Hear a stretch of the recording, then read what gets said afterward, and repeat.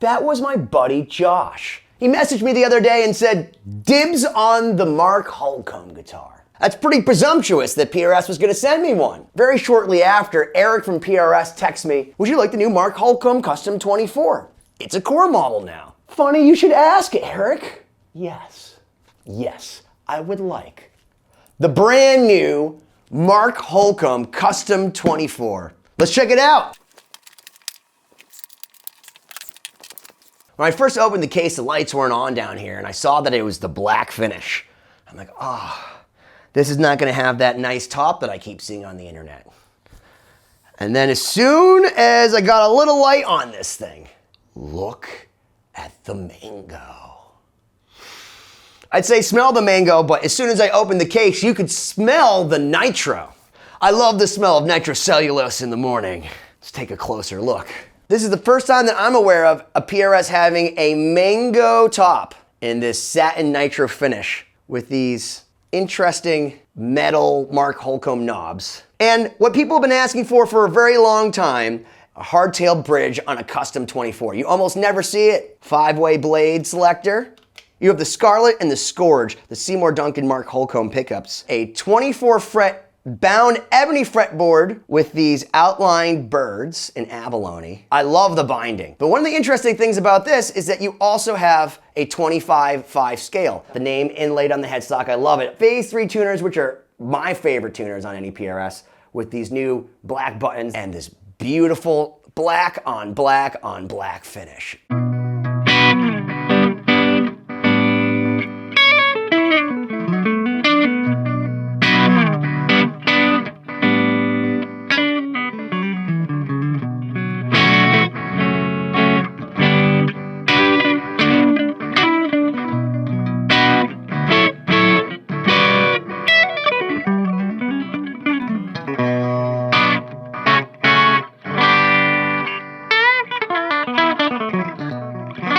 Mark Holcomb from Periphery has spent over a decade working with PRS to get this instrument. And they've had the Mark Holcomb 6 and 7 strings on the SE line. They had a limited edition on the core line, but now the Mark Holcomb Custom 24 is officially part of the 2025 core line from Paul Reed Smith. And for the most part, unless you specifically order one or get a private stock, you don't see hardtail Custom 24s. The other interesting thing is it has a 25/5 scale, the Strat scale. Since Mark tunes down to drop C, having that little extra goes a little bit further to give you that bass snap. The most interesting thing on this for me is the fact that it has a 20-inch radius.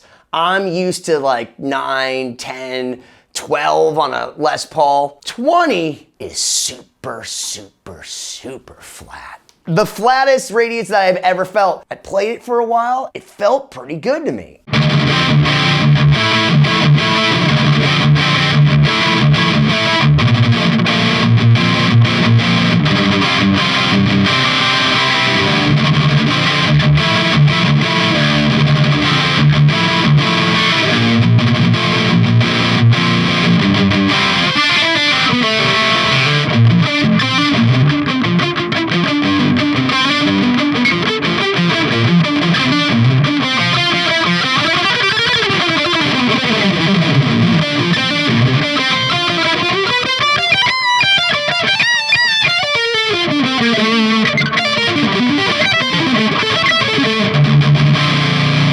You got these Mark Holcomb Scarlet and Scourge Seymour Duncans. They are definitely unique in that they're metal pickups, but they're not necessarily as high output as you would think with a lot of other metal pickups, some of the Fishman Fluence or the EMGs. These are sort of in between. With the Scarlet, You got a ceramic magnet. They're the wildest, hottest magnets that you'll find in a pickup. All those old HFS pickups, the hot, fat scream from PRS, those were ceramic magnets. And I love those pickups because they're super articulate and loud. I like the hotter output neck pickup in this case a lot. The bridge pickup is the Scourge. For me, I immediately think of Transformers Scourge. I have almost every Generation 1 Transformer action figure except for Scourge. I lost him in like 1993 and I haven't found him. There goes that. This is an Alnico 8 magnet. I've seen a lot of Alnico 2s, Alnico 3s, Alnico 5. Never an Alnico 8! There's a lot of articulation to these pickups, a lot of compression on them as well. When you play clean notes on position 1, 3, or 5, they have that almost Def Leppard Rockman thing. Like, they really cut. But the thing that I love a lot about this is the fact that in positions 2 and 4, it's split coil. I love the fact that when you go to 2 or 4,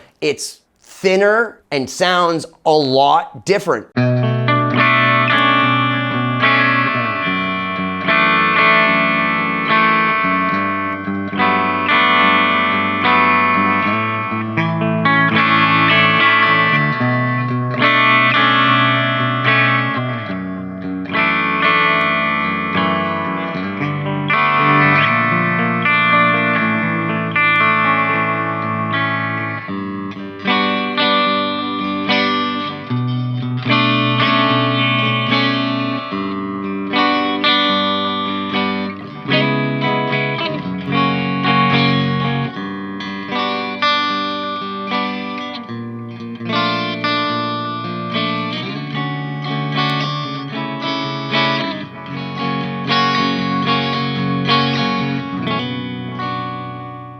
The first obsession I ever had musically with a rock and roll star was Ozzy Osbourne.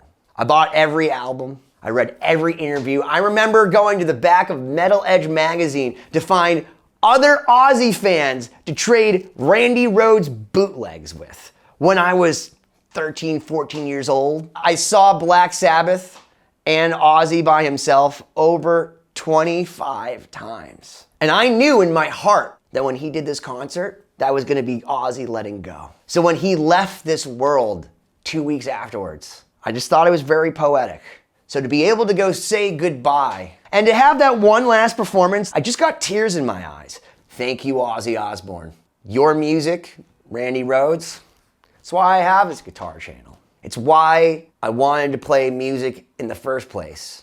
I'm thankful that I was on this earth at the same time as Ozzy Osbourne and that I was lucky enough to witness Ozzy Osbourne.